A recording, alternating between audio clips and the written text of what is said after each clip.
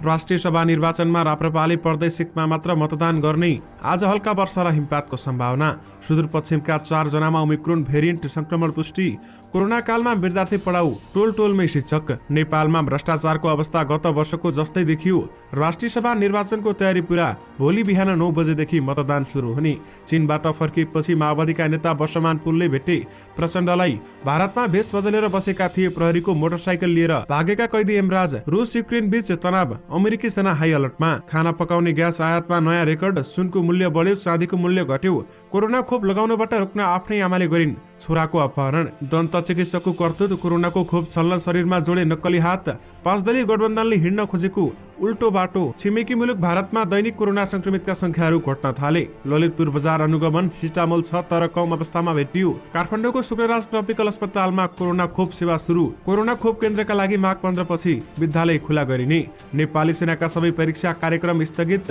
आज आउने भनेको 23 लाख डोज मोडर्ना खोप किन आएन त? यसबारे पुरै जानकारी। स्वास्थ्य समस्या परे गर्नुस् 1156 नम्बरमा फोन। राष्ट्रिय सभा निर्वाचनमा प्रदेश 1मा एमाले राप्रपा मिलेन। गठबन्धनले सजिलै जित्न सक्ने। बर्जु महोत्सवमा तोडफोड र आगजनी। आयोजक नै दोषी भएको प्रतिवेदन। सिरियाको जेलमा आक्रमण, कम्तीमा 120 जनाको मृत्यु। दर्शकवृन्द नमस्कार, तपाईहरुलाई फेरि पनि स्वागत छ हाम्रो च्यानल स्मार्ट खबरमा। म आरएन उपाने। सदाको चाहिँ तपाईहरु माझ देश तथा विदेशका केही महत्त्वपूर्ण अनि मुख्य समाचारहरू लिएर उपस्थित भइसकेका छौं। हाम्रो मेहनतका लागि तपाईहरुले यो भिडियोलाई एउटा लाइक अवश्य गर्नुहोला। त्यसैगरी यदि तपाईहरुले अहिलेसम्म हाम्रो च्यानल स्मार्ट खबरलाई सब्स्क्राइब गर्नुभएको छैन भने सब्स्क्राइब गर्नुहोला। साथै छेउमा रहेको बेल घण्टीमा क्लिक गरी अलमा क्लिक गर्न पनि नबिर्सनुहोला। आउनुस् आजको पहिलो समाचार सुरु गरौं। माघ 15 गतेपछि विद्यालय खुला गरिने प्रसंगबाट। कोरोना विरुद्धको खोप अभियानका लागि माघ 15 देखि 20 गतेसम्म देशभरका विद्यालय खुला हुने भएका छन्। उक्त अवधिमा पठन पाठन भने नहुने शिक्षा विज्ञान तथा प्रविधि मन्त्रालयका सहायक प्रवक्ता धनबहादुर श्रेष्ठले जानकारी दिएका छन्। सहायक प्रवक्ता श्रेष्ठले भनेका छन्, माघ 15 देखि 20 गतेसम्म विद्यालयमा कोरोना खोप लगाउनु पर्ने भएकाले खोल्ने निर्णय भएको छ। स्थानीय तहको समन्वयमा विद्यालय खोलिने उनले बताएका छन् भने भिडभाड नगराउने गरी खोप कार्यक्रम सञ्चालनका लागि सबै कक्षा कोठामा 5 दिन खुला गरिनेछ भन्दै बताएको हो। पछिल्लो समय कोरोना संक्रमण तीव्र गतिमा बढेपछि मन्त्रालयले पुस 27 गते माघ 15 गतेसम्म देशभरका विद्यालय बन्द गर्ने निर्णय गरेको थियो। तर माघ 15 पछि विद्यालय खुला गर्ने निर्णय गरेपछि सर्वसाधारणले भने भौतिक उपस्थितिमै पठन पाठन हुने बुझाइमा थिए। सरकारले माघ 15 पछि 12 वर्षदेखि 17 वर्ष उमेर समूहका बालबालिकाहरूलाई मोडर्ना खोप पहिलो र दोस्रो डोज दिने तयारी गरिरहेको छ भने यसअघि पनि सोही उमेर समूहलाई फाइजर खोप पनि दिँदै आएको छ भन्दै बताइएको छ। विद्यालय खुल्ने नखुल्ने अझै अन्यल रहेको छ। माघ 20 पछि पनि विद्यालय सञ्चालनमा आउने वा नआउनेमा अन्यल रहेको छ। सरकारले 15 सम्म त बिदा नै दिएको छ भने मन्त्रालयका सहायक प्रवक्ता श्रेष्ठले भनेका छन्, थप 5 दिन विद्यालय नै खोप केन्द्र बनाउनु पर्ने भएकाले विद्यालय खुल्छ। त्यसपछि खोल्ने वा नखोल्ने अझै केही निर्णय भएको छैन भन्दै बताइएको छ। उनका अनुसार कोरोना संक्रमण दर घटे मात्र विद्यालय खुल्नेछ भने संक्रमण दर बढ्दै गएमा विद्यालय खोल्न नदिने सहायक प्रवक्ता श्रेष्ठले बताउनु भएको छ। कोभिड-19 संकट व्यवस्थापन केन्द्र सीसीएमसीकी प्रवक्ता सुनिता नेपालले पनि कोरोना संक्रमण दर बढ्दै गए माघ 20 पछि पनि विद्यालय बन्द गर्नुपर्ने आवश्यकता नै रहेको बताउँछिन्। विशेष गरी खोप केन्द्रका लागि माघ 15 पछि विद्यालय खुला गरिने भएको छ। दर्शकवृन्द, सुनसरी स्थित तेस्रो बर्जु महोत्सवमा भएको घटनाबारेमा त तपाईहरुलाई थाहा नै छ होला। सुनसरी तेस्रो बर्जु महोत्सवमा भएको सम्पूर्ण क्षति महोत्सव आयोजक र प्रायोजकले बेहोर्नु पर्ने छानबिन समितिले निष्कर्ष निकालेको छ। छानबिन समितिले तयार पारेको प्रतिवेदनमा यो घटनाको जिम्मेवार बर्जु सामुदायिक विकास केन्द्र भएको निष्कर्ष सहितको प्रतिवेदन तयार पारेको छ। तोडफोड भएको भारतीय कलाकार खेसारीलाल यादवको गाडी र सर्कसवालाको मोटरसाइकल लगायत अन्य सामानको क्षतिपूर्ति आयोजकले नै बेहोर्नु पर्ने प्रतिवेदनमा उल्लेख गरिएको छ। बेचिएको टिकटको अर्धकट्टी देखाएमा त्यसको रकम व्यापारीले मञ्चमा जोडेका सामानको क्षतिपूर्ति र इलाका प्रहरी कार्यालयको गाडीमा भएको क्षति र प्रहरी कर्मचारीको उपचार खर्च पनि बर्जु सामुदायिक केन्द्रले बेहोर्नु पर्ने निष्कर्ष समितिले निकालेको छ। बर्जु गाउँपालिकाको रोहभरमा क्षति भराई त्यसको राप्सा विवरण गाउँपालिकाको अभिलेखमा राख्न सुझाव पनि दिएको छ भने आगजनी र तोडफोडको नेतृत्वकर्तालाई कानुन बमोजिम कारबाही गर्न जिल्ला प्रहरी कार्यालयहरूलाई निर्देशन दिन पनि भनिएको छ। बर्जु सामुदायिक विकास केन्द्रले क्षतिपूर्ति भराई आम्दानीको खर्चको सामाजिक लेखा परीक्षण नगरेसम्म संस्था ऐन दर्ता 2034 बमोजिम संस्थाका सम्पूर्ण गतिविधिमा रोक लगाउनु पर्ने निष्कर्ष छानबिन समितिले निकालेको छ। विशेष गरी बर्जु महोत्सवमा तोडफोड र आगजनीमा आयोजक नै दोषी भएको प्रतिवेदन उल्लेख गरिएको छ र सबै क्षतिपूर्ति आयोजकले नै बेहोर्नु पर्ने भएको छ। नेपालको सुशासनको अवस्था गत वर्षकै जस्तो देखिएको छ। भ्रष्टाचार विरुद्ध वकालत गर्ने अन्तर्राष्ट्रिय संस्था ट्रान्सपरेन्सी इन्टरनेशनल टीआईले आज जर्मनीमा सार्वजनिक गरेको भ्रष्टाचार अवधारणा सूचाङ्क सीपीआई अनुसार नेपाल गत वर्षकै 33 अङ्क पाएर 117औं स्थानमा रहेको छ। नेपालले यो वर्ष 100 मा 33 अङ्क पाएको छ भने गत वर्ष पनि नेपालको स्कोर त्यति नै थियो। 180 वटा मुलुकहरूको वरियता क्रममा नेपाल 117औं स्थानमा रहेको छ। नेपालको गत वर्षको अवस्था पनि यस्तै थियो। ट्रान्सपरेन्सी इन्टरनेशनलले भनेको छ अघिल्लो र यस वर्ष नेपालको स्कोर पनि स्थिर रहनुमा भ्रष्टाचार नियन्त्रणमा केही प्रगति हुन नसकेको रूपमा लिन सकिन्छ भन्दै बताइएको छ। कुन मुलुकमा कतिको सुशासन छ भनी आकलन गर्न ट्रान्सपरेन्सी इन्टरनेशनलको सीपीआईको सूचकलाई आधार मान्ने गरिएको छ। नेपालमा अवस्था नसुध्रिनुको कारण के रहेको छ त? दर्शकवृन्द, नेपालमा भ्रष्टाचारको अवस्था सुधार नहुनुमा सार्वजनिक क्षेत्रमा भएको अनियमितता र अधिकारको दुरुपयोगलाई ट्रान्सपरेन्सी इन्टरनेशनल नेपालले प्रमुख कारण मानेको छ। व्यापार व्यवसायमा व्याप्त घुसखोरी, कारबाहीमा उदासीनता अनि सूचनामा नागरिकको पहुँच नभएकाले पनि अनियमितता मौलाएको टीआई नेपालको विज्ञप्तिमा उल्लेख गरिएको छ। उसले राजनीतिक क्षेत्रमा भ्रष्टाचार नियन्त्रण नहुनुलाई प्रमुख समस्या मानेको छ भने साथै नजिक सार्वजनिक पदाधिकारीको प्रश्न अन्तर्देशीय भ्रष्टाचार र शक्तिमाथिको नियन्त्रणलाई पनि प्रमुख चुनौतीको रूपमा औल्याएको छ। विशेष गरी नेपालमा भ्रष्टाचारको अवस्था गत वर्षको जस्तै छ भन्दै ट्रान्सपरेन्सी इन्टरनेशनलले भनेको छ। प्रहरीकै मोटरसाइकल लिएर दाङको ग्राही कारागारबाट फरार भएका कैदी यमराज परियारलाई 1 महिनापछि प्रहरीले पक्राउ गरेर सार्वजनिक गरेको छ। पत्रकार सम्मेलनका क्रममा प्रहरी उपरीक्षक एसपी सुरेश काफलेले नेपालगञ्जको जमुना नाकाबाट पक्राउ गरिएको भनी पनि उनी भारतबाट पक्राउ परेको उच्च स्रोतले बताएको छ। कर्तव्य ज्यान मुद्दामा जन्मकै सजाय भोगिरहेका यमराज गत पुस 8 गते उपचारका क्रममा प्रहरीकै मोटरसाइकल लिएर भागेका थिए। उनी भागेको दोस्रो दिन मोटरसाइकल भने लमही नगरपालिका 6 बेलदमारको जंगलमा फेला परेको थियो। स्रोतका अनुसार उनी केही दिन हिँडेर जंगलको बाटो हुँदै भारत पुगेका थिए। रातारात लमहीको जंगल हुँदै नेपाल भारत सीमाबाट भारत गएको देखिएको उनले भनेका छन्। हिँडेरै नाकाको बाटो हुँदै भारत पुगेको खुलेको छ। उनले त्यहाँ रहेका आफ्ना भाइ र साथीहरूको सहयोगमा भारतको पन्जाबको लुधियानामा पुग्न सफल भएका थिए भने त्यहाँ उनी भेष बदलेर लुकीछिपी बसेको अवस्थामा पक्राउ गरिएको एक अनुसन्धान अधिकारीले बताएका छन्। विशेष गरी प्रहरीको मोटरसाइकल लिएर भागेका कैदी यमराज भारतमा भेष बदलेर बसेका थिए भन्दै बताइएको छ र उनी अहिले पक्राउ परेका छन्। पश्चिमी निम्नचापीय प्रणालीको आंशिक प्रभावले देशभर आंशिकदेखि सामान्य बल्दी रहेको मौसम पूर्वानुमान महाशाखाले जनाएको छ। देशको पहाडी भूभागका थोरै स्थानमा हल्का वर्षाको सम्भावना रहेको र देश उच्च पहाडी तथा हिमाली भूभागमा केही स्थानमा हल्का हिमपातको सम्भावना रहेकाले चिसोबाट बस्न र त्यसको प्रभावबाट जोगिन आवश्यक सुरक्षा तथा सतर्कता अपनाउन अनुरोध समेत गरिएको छ। राजधानी काठमाडौँमा बिहान अबेर आकाश केही खुलेर घाम लागेको भए पनि अहिले आंशिक बल्दी रहेको छ भने महाशाखाका मौसमविदको भनाइमा मौसम हिजोका दिनभन्दा आज तुलनात्मक सुधार आएको छ भने पूर्ण रूपमा सुधार हुन अझै केही दिन लाग्नेछ। विगतको तुलनामा आज मध्याह्नपछि बदली हुनुका साथै थोरै स्थानमा हल्का वर्षाको सम्भावना रहेको छ भने महाशाखाले अबका केही दिन बिहानपख मौसम केही खुले पनि मध्याह्नपछि पुनः बदली र हल्का वर्षाको सम्भावना रहेको जनाएको हो। विशेष गरी आज हल्का वर्षा र हिमपातको सम्भावना रहेको छ। सुदूरपश्चिम प्रदेशमा पहिलो पटक 4 जनामा कोभिड-19 को नयाँ भेरिएन्ट ओमिक्रोन संक्रमण पुष्टि भएको छ। प्रदेश जनस्वास्थ्य प्रयोगशाला धनगढीका अनुसार कोरोना पुष्टि भएका 146 जनाको भेरिएन्ट पहिचान गर्न नमुना काठमाडौँमा पठाइएको 4 जनामा कोरोनाको ओमिक्रोन भेरिएन्ट पुष्टि भएको बताइएको छ। जनस्वास्थ्य प्रयोगशालाका प्रमुख रामप्रसाद ओझाले कञ्चनपुरका 2 जना बझाङ र डोटीका 1 जनामा ओमिक्रोन पुष्टि भएको जानकारी दिएका छन् भने उनीहरू सबै भारतबाट स्वदेश फर्किएको ओझाले बताउनु भएको छ। अन्य 142 जनाको रिपोर्ट आउन भरि बाँकी रहेको छ। सुदूरपश्चिम प्रदेशमा ओमिक्रोन संक्रमण पुष्टि भएको यो पहिलो पटक हो भन्दै बताइएको छ। यानि कि सुदूरपश्चिममा 4 जनामा ओमिक्रोन भेरिएन्ट संक्रमण पुष्टि भएको छ। स्वास्थ्य उपचार गरेर 4 महिनापछि स्वदेश फर्किएका नेकपा माओवादी केन्द्रका नेता वर्षमान पुन अनन्तले आज बिहान पार्टी अध्यक्ष प्रचण्डसँग भेटघाट गरेका छन्। चीनबाट सोमबार बेलुकी काठमाडौँ आइपुगेका पुन प्रचण्डलाई भेट्न आज बिहान खुमलटार स्थित निवासमा पुगेका हुन् भने भेटमा अध्यक्ष प्रचण्डले स्वास्थ्य बारेमा जानकारी लिँदै पूर्ण स्वास्थ्य लाभको कामना गरेका थिए। लामो समयको उपचार पश्चात स्वदेश फर्किनु भएको छ। हाम्रो पार्टीका नेता वर्षमान पुन अनन्तलाई अध्यक्ष कमरेड प्रचण्डले निवास खुमलटारमा स्वागत तथा उहाँको पूर्ण स्वास्थ्य लाभको कामना गर्नुभयो। प्रचण्डको फेसबुक पेजमा लेखिएको छ। सो भेटमा समसामयिक र राजनीतिक अवस्था पार्टीका काम बारेमा पनि कुराकानी भएको छ, प्रचण्डको सचिवालयले जनाएको छ। यसैगरी नेता पुनले आफ्नो उपचारका लागि गरिरहेको सहयोगप्रति आभार प्रकट गरेका थिए भने अध्यक्ष प्रचण्डको पहलमा र परराष्ट्र मन्त्रालयको सहयोगमा पूर्व मन्त्री पुनः उपचारका लागि सुरुमा बैंक र त्यसपछि उतैबाट चीन गएका थिए। रुसले युक्रेनमा आक्रमण गर्न सक्ने आकलन गर्दै अमेरिकाले आफ्ना सेनालाई हाई अलर्टमा राखेको छ। पेन्टागनका अनुसार युद्धका लागि तयार करिब 8500 सैनिकलाई हाई अलर्टमा राखिएको छ भने पेन्टागनका प्रेस सचिव जोन किर्बीले नेटोले र्यापिड रिएक्सन फोर्सलाई सक्रिय बनाउने निर्णय गरेमा वा अन्य कुनै पनि नयाँ परिस्थिति सिर्जना भएमा हाई अलर्टमा राखिएका सैनिकहरूलाई तैनात गर्ने बताइएको बीबीसीले जनाएको छ। रुसले युक्रेनमा आक्रमण नगर्ने दाबी गर्दै आए पनि सीमा क्षेत्रमा करिब 1 लाख रुसी सैनिक अत्याधुनिक हतियार सहित तैनात गरिएको छ भने त्यसैले युक्रेनमा कुनै पनि बेलामा रुसले आक्रमण गर्न सक्ने विश्लेषण गर्दै अमेरिकाले उच्च सतर्कता अपनाएको छ। रुस युक्रेन तनाव बढेपछि अमेरिकी राष्ट्रपति जो बाइडेनले सोमबार युरोपका सहयोगी देशहरूमा भर्चुअल छलफल गरेका थिए भने सो छलफलपछि पश्चिमी देशहरूले रुस विरुद्ध समान रणनीति अपनाउने निर्णय समेत गरेको बीबीसीले जनाएको छ।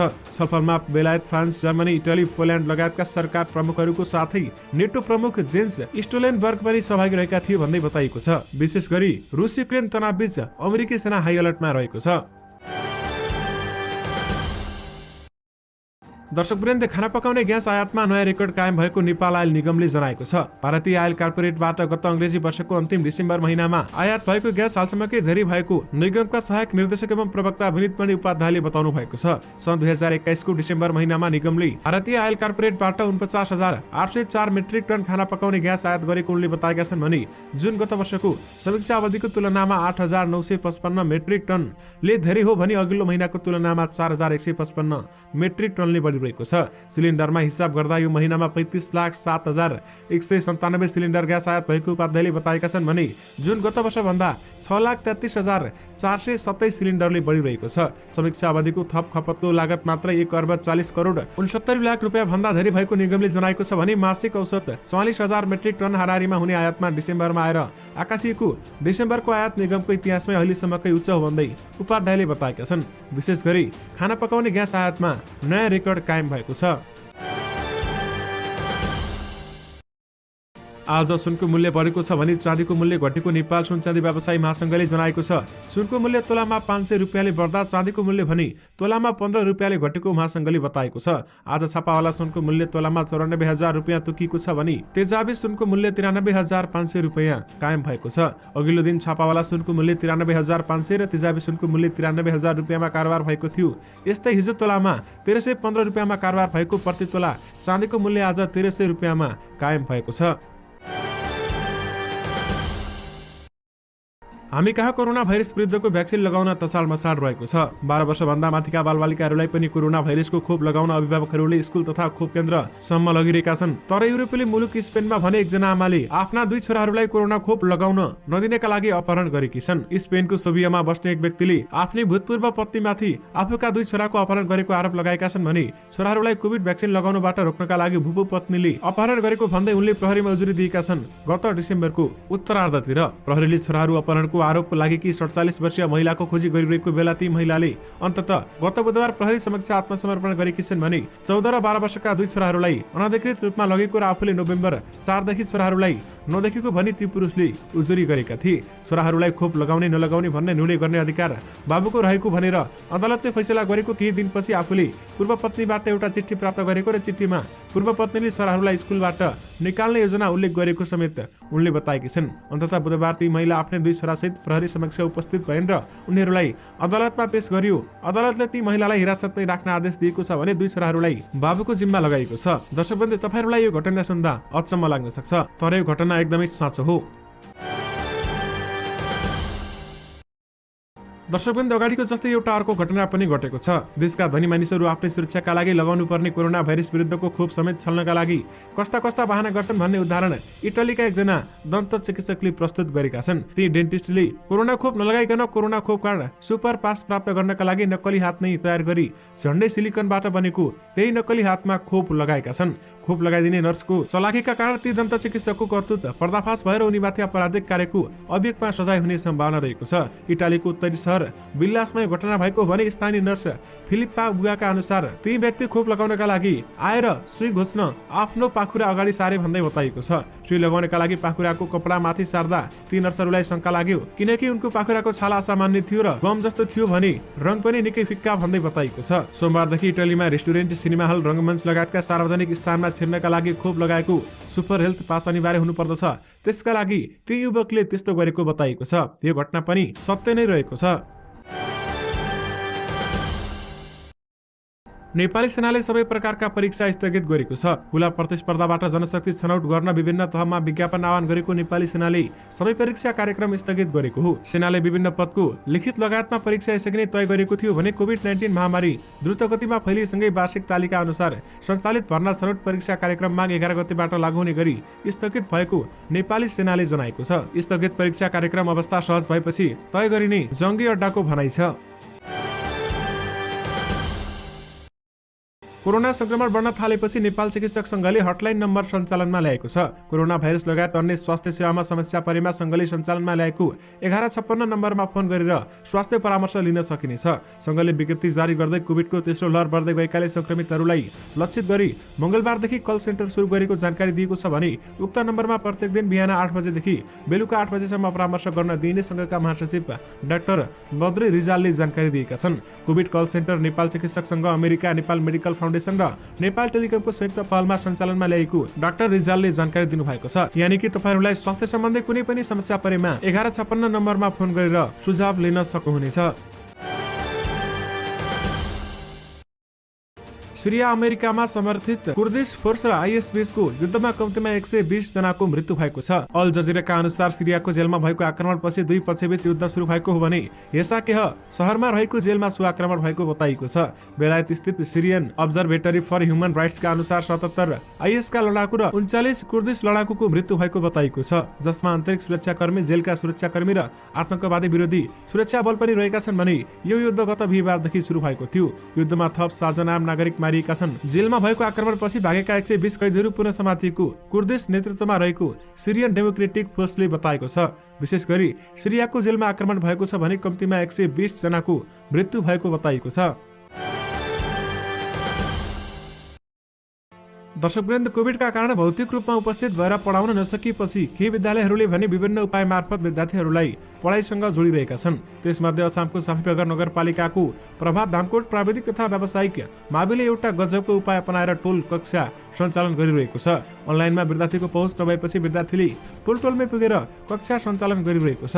प्रभात धामकोट प्राविधिक तथा व्यावसायिक माविका प्राध्यापक जोगराज कुमारका अनुसार अभिभावकहरूलाई समेटेर हरेक टोलमा 5-5 सदस्यीय टोली शिक्षा समिति गठन गरेको छ भने समितिको संयोजक अभिभावकलाई नै तोकिएको छ। 732 जना विद्यार्थी रहेको विद्यालयले 11 वटा टोल कक्षा बनाएको छ भने प्राध्यापक कुमारले जानकारी दिए अनुसार आफ्नो टोलमा शैक्षिक वातावरण बनाउने जिम्मेवारी पनि सोही समितिलाई नै दिएको छ भन्दै बताइएको छ। टोली शिक्षा अन्तर्गत हरेक हप्ता विषयगत शिक्षकहरू टोलमा पुग्ने गर्छन् र कुनै पनि सार्वजनिक स्थानमा विद्यार्थीहरूलाई भेला गराएर पढाउँछन् भन्दै बताइएको छ। सत्तारूढ 5 दलीय गठबन्धन 3 तहको निर्वाचन एकसाथ गर्न चाहन्छन्। उनीहरूको तर्क छ प्रतिनिधि सभा र प्रदेश सभाको निर्वाचन पहिला र स्थानीय तहको चुनाव पछाडि गर्नु सुल्टो बाटो हो। तर अब त्यो सम्भव नभएकाले तिनै तहको निर्वाचन एकै पटकमा गर्नुपर्ने भयो। 5 दलको तर्क रहेको छ पहिले संघीय चुनावले मुलुकको समग्र राजनीतिलाई लय लिन्छ, तर संविधान र कानूनका जानकारहरू भने सत्ता गठबन्धनको तर्कसँग सहमत छैनन्। उनीहरूका अनुसार पहिला स्थानीय तह र त्यसपछि प्रदेश र संघीय चुनाव गर्नु संवैधानिक र सुल्टो बाटो हो भन्दै बताइएको छ। यदि यसलाई भत्काउने हो भने 5 दलका नेताहरूले चाहे जस्तो निर्वाचन गर्ने हो भने संघीय संसदले पूर्णता नपाउने मात्र होइन, नयाँ सरकार गठनमा समेत अवरोध हुने अवस्था आउँछ भन्दै बताइएको छ। यानि कि 5 दलले हिँड्न खोजेको उल्टो बाटो प्रष्ट देखिन थालेको छ। मंगलबार बिहान आउने भनेको थप 23,40,000 को मात्रा मोडर्ना खोप नआउने भएको छ। कोरोना भाइरस विरुद्धको थप 23,40,000 मात्रा मोडर्ना खोप बिहान 9:15 बजे काठमाडौँ आइपुग्ने तालिका रहेको भए पनि खोप नआएको स्वास्थ्य सेवा विभाग अन्तर्गतको आपूर्ति शाखा प्रमुख सुरेन्द्र चौरसियाले बताएका छन्। बिहान 9:15 बजे सो खोप काठमाडौँ आइपुग्ने तालिका थियो, तर खोप आएनछ। किन आएन भनेर हामी बुझ्छौं भन्दै उनले भनेका छन् भने यसअघि हिजो पनि 16,60,000 मात्रा मोडर्ना खोप नेपाल आएको थियो। सरकारले कोभ्याक्स सुविधा मार्फत विश्व बैंकको सहयोगमा खरिद सरकारले गरेको कोभिड-19 विरुद्धको मोडर्नाको 40 लाख डोज मध्ये 16,60,000 डोज कतारियरको नियमित उडानबाट पहिलो बेलुका 7:30 बजे काठमाडौँ आइपुगिसकेको छ भने 7 बजे 40 लाख मध्ये पहिलो खेप काठमाडौँ आइपुगेको हो भने आउने भनेको खोप नआएपछि आपूर्ति शाखाले हिजो आएको खोपलाई टेकु स्थित भण्डारण कक्षमा ल्याएर राखेको छ। विशेष गरी आज आउने भनेको 23 लाख डोज मोडर्ना खोप नआउने भएको छ। दर्शकवृन्द, भारतमा कोरोना भाइरसबाट दैनिक संक्रमित भएकाहरूको संख्यामा कमी आउन थालेको छ। अधिकारीहरूले सार्वजनिक गरेको विवरण अनुसार पछिल्ला केही दिनमा भारतबाट दैनिक संक्रमितहरूको संख्या भने घटेको देखिएको हो। मंगलबार बिहान सार्वजनिक गरिएको विवरणमा भारतमा थप 2,55,874 जना नयाँ संक्रमित भएका छन् भने अघिल्लो दिन सोमबार बिहान सार्वजनिक गरिएको विवरण अनुसार 24 घण्टामा 3,06,064 जना नयाँ कोरोना संक्रमित थपिएका थिए। आइतबारको तुलनामा सोमबार दैनिक संक्रमितको संख्या 27,469 ले कम थियो भने भारतमा अहिले कोरोनाबाट संक्रमित अवस्थामै रहेकाहरूको संख्या भने 22,36,842 पुगेको छ। विशेष गरी भारतमा दैनिक संक्रमितको संख्या घट्दै गइरहेको छ।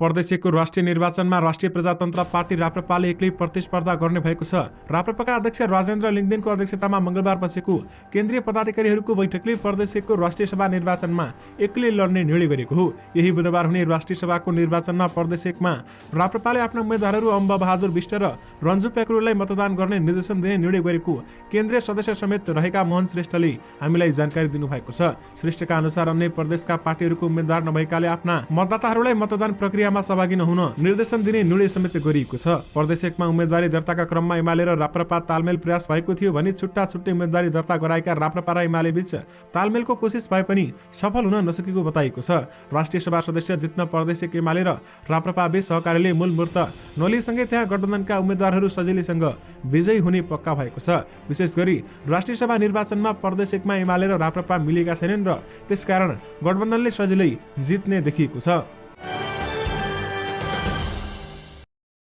बुधबार हुने राष्ट्रिय सभा निर्वाचनका लागि तयारी पूरा भएको निर्वाचन आयोगले जनाएको छ। आयोगका अनुसार राष्ट्रिय सभा रिक्त हुनका लागि 19 सिटका लागि बुधबार बिहान 9 बजेदेखि 3 बजेसम्म मतदान हुने बताइएको छ। आयोगका प्रवक्ता शालिग्राम पौडेलका निर्वाचनका लागि आवश्यक सबै तयारी लगभग सकिएको बताएका छन् र मतदान केन्द्रहरूमा आज बुथ निर्माणको काम जारी रहेको र केही समयमा त्यो काम पनि सकिने उनले उल्लेख गरेका छन्। आयोगका प्रवक्ता शालिग्राम पौडेलले निर्वाचनका लागि आवश्यक सबै तयारी गरिएको जानकारी दिएका छन् र मतदान केन्द्रहरूमा आज बुथ निर्माणको काम जारी रहेको र केही समयमा त्यो काम पनि सकिने उल्लेख गरिएको बताइएको छ। 7वटै प्रदेशमा 8 मतदान स्वास्थ्यमा 14वटा मतदान केन्द्रमा तोकिएको छ भने प्रदेश 1मा 2 र अन्य प्रदेशहरूमा 1-1वटा मतदान स्थल छन् भन्दै बताइएको छ। प्रदेश 1मा गाउँपालिकाका अध्यक्ष तथा उपाध्यक्ष एवं नगरपालिकाका प्रमुख तथा उपप्रमुखका लागि प्रदेश निर्वाचन कार्यालय विराटनगरमा मतदान स्थल तोकिएको छ भने यसैगरी प्रदेश सभा सदस्यका लागि बालिद संरक्षणका प्रयोगशालामा विराटनगरमा मतदान स्थल तोकिएको हो भन्दै बताइएको हो।